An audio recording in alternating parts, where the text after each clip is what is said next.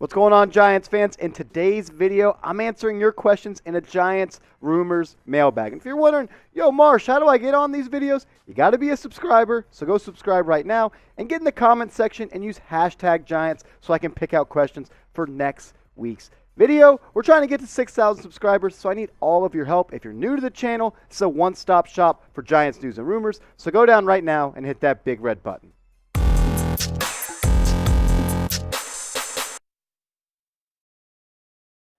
This next one coming in from OBJNY13.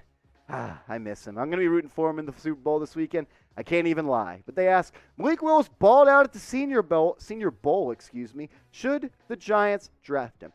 I have mixed feelings about Malik Willis. His highs are super high. You watch his highlight tape and you're going to be like, holy shit, this guy's an animal. But if you had a low light tape that you could watch, it would bring you back down to earth. But at the end of the day, Malik Willis is my QB1. He does stuff on the gridiron that nobody else in this draft class can do. He can throw off one foot. His arm angles, his arm talent is unmatched. He's an athletic runner. He's like a running back coming out of the backfield. He can make every single throw. If you just go watch his highlight tape, you're going to be like, man, Marshall, we got to draft this guy. The things he can do are things that Kenny Pickett can't do that. Matt Corral can't do that. I'm talking rolling out, spin off a rusher, jump out of bounds, one-legged, off the back foot, dime 50 yards down the sideline. This is a special talent when it comes to Malik Willis, but he also has some questionable plays where you're just like, dude, what are you doing? He wasn't even open. That's an elementary read.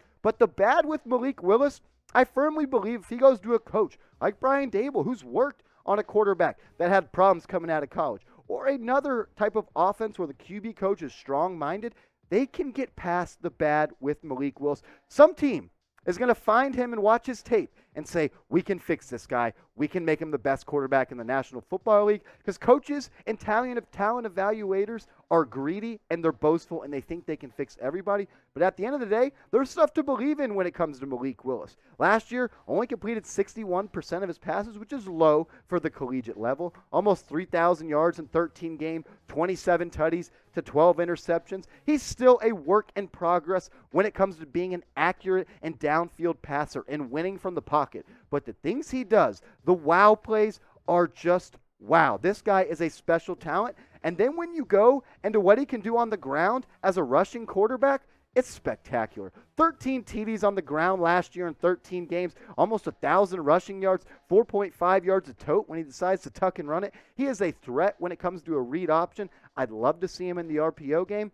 I think this is a quarterback that's very comparable to Trey Lance, but a better runner. This is a guy that, unfortunately for the Giants, I would pass on at number 5 and number 7. And it's not because of Malik Willis' talent. I really believe if he goes to the right situation, he can be turned into a franchise quarterback. But the Giants' biggest needs right now are offensive line, edge rush, and playmakers on offense. And I don't think they're a Malik Willis away.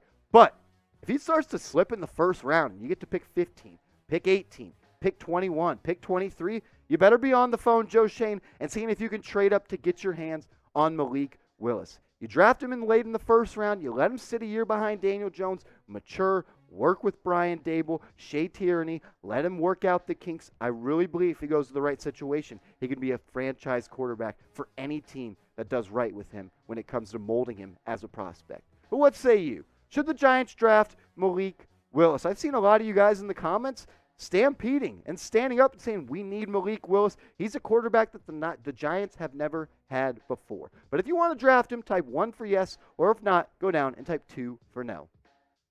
One thing you're not going to want to pass up on is our proud sportsbook partner, BetUS.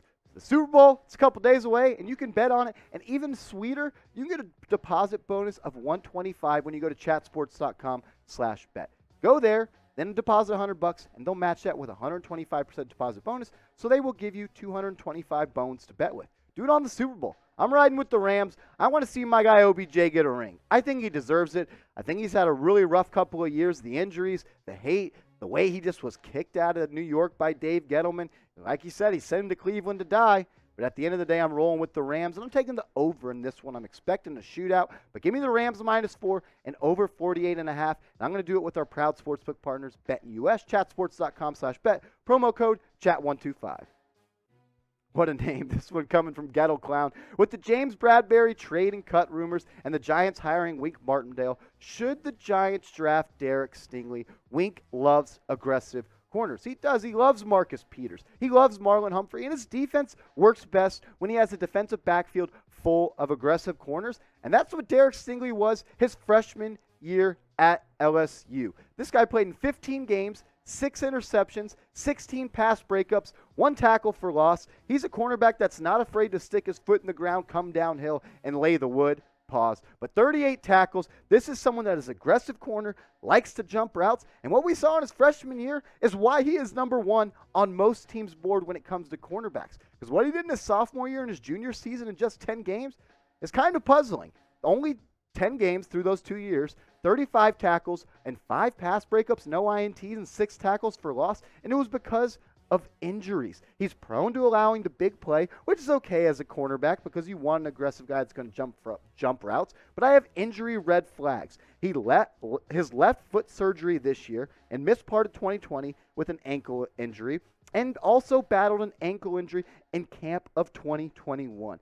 The best ability is availability. And when Stingley's on the gridiron, he's one of the best cornerbacks in the SEC, and he proved that his freshman year. But Stingley's health concerns are worrisome. I can't just brush that to the side. He only played in 10 games in the past 2 seasons, and I definitely have to think about that because if the Giants are going to spend number 7 overall pick on a player, he needs to be a day 1 starter, and a guy like Dave Gettleman used to say might be a gold jacket wearer sometime down the future. And if you're not on the field, you're not going to be wearing a gold jacket, and I think Stingley has that type of ability and that type of playmaking caliber when it comes to him. He's a great player, but I'm worried about his injuries. But fill me in. Who is your dream draft target for the Giants? Who do you want? Is it Kayvon Thibodeau? Is it Aiden Hutchinson? Is it Derek Stingley? Is it Kyle Hamilton? Get in the comments and let me know. We continue this Giants Rumors mailbag with this one coming in from 8-Way Trust. I think you mean 8-We Trust, but hey, we're going to keep it authentic. They ask, should the Giants cut or trade Darius Slayton? I think this is something that Joe Schoen and Brian Daboll and the rest of the Giants front office is going to think about. He's on a cheap deal. He's got 1 year left, so you don't really get much cap relief if you cut him. Maybe you trade him. If you get a 7th or a 6th round pick, I think you trade him. I do have some hesitations about just letting him go because what he did in his rookie year in 14 games is really the Giants wide receiver 1 due to injuries. The kid balled out as a 5th round draft pick, 48 grabs, 740 yards, 8 touchdowns as a rookie, drafted out of the 5th round at Auburn, 15.4 yards per catch, and he only had 2 drops. And then the drop bug, it buzzed around and then bit him right in the butt. 6 drops in this season with a 10.3 drop percentage, which was one of the highest in the National Football League. 26 grabs, 340 yards, 2 TDs. Really wasn't a good season for Darius Slayton, but I'm not ready to just cut the bait when it comes to him because what he did in his rookie season cannot be denied. He's not an expensive player. He's a cheap playmaker that at the end of the day can stretch the field. And I think with Brian Daboll coming over and possibly calling the plays, or if it's Mike Kafka and Daboll both come from offenses that like to attack downfield. And if there's one thing we know, Darius Slayton is fast and he can stretch the defense as long as he catches it and we don't get a repeat of the Washington football team game. I'm cool with it. But at the end of the day, I want to hear what all of you have to say. We are one of the most interactive YouTube channels out there, so I want to take the pulse of where you all stand on this. What should the Giants do with Darius Slayton? If you think they should trade him, type T in the comments. If you think they should cut him, type C in the comments. Or if you think they should keep him, go down and type K for keep. And hit me up on Twitter, guys. I'm trying to get to 1,000 followers, and I can't do it without your help. So if you made it this far in the video, you're a real one, and I will follow everybody back that gives me a follow. Just send me a DM so I know you came from this video so I can follow you back.